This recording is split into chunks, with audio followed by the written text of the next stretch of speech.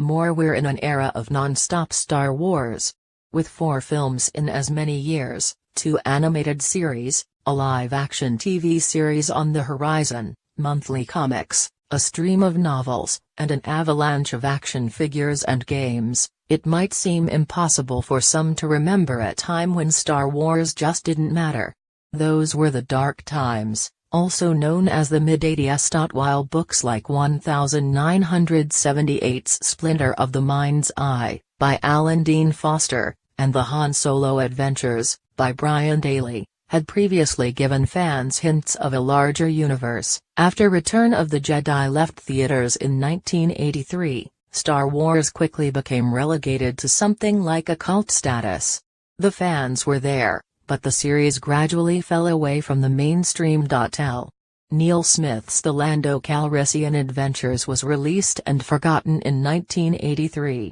The less-than-forceful TV movies Caravan of Courage, An Ewok Adventure and Ewoks The Battle for Endor, as well as the Ewoks and Droids animated series, were met with a lukewarm reception.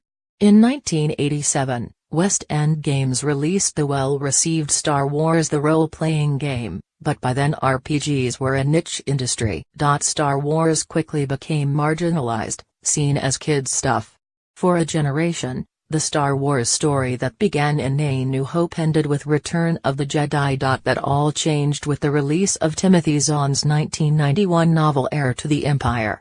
The first of what would later become known as the Thrawn trilogy, the series picked up the adventures of Luke, Han, and Leia 5 years after the events of Return of the Jedi and specifically centered on their fight against Grand Admiral Thrawn. As conceived by Zahn, the blue-skinned, red-eyed Thrawn was a genius tactician whose strategy was to study a planet's art and culture to orchestrate his victories.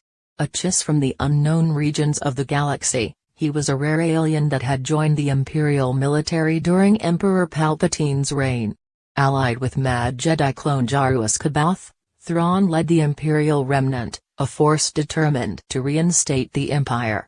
He used his ingenuity as well as a clone army, including a cloned Luke, to bring our heroes to the brink of defeat. For many, the novels are considered to be the best Star Wars stories of all time. And, for over 2 decades, it was the closest fans would get to direct sequels to George Lucas's original trilogy. While J.J. Abrams and Rian Johnson have chosen to diverge from George Lucas's plan for the post-Jedi era, back in the early 90s, Zahn didn't have to worry about matching Lucas's vision because, as the author tells Yahoo Entertainment, the Star Wars creator didn't have a plan. Lucasfilm said, "Okay, you're going to do these 3 novels, what do you want to do?" And I got to tell them where I thought the story would go. They did some tweaking, but they did not have any map of any sort beyond Return of the Jedi. So, it was a very clean canvas. They didn't even have any scaffolding, as it were, Zahn explains. I built the scaffolding,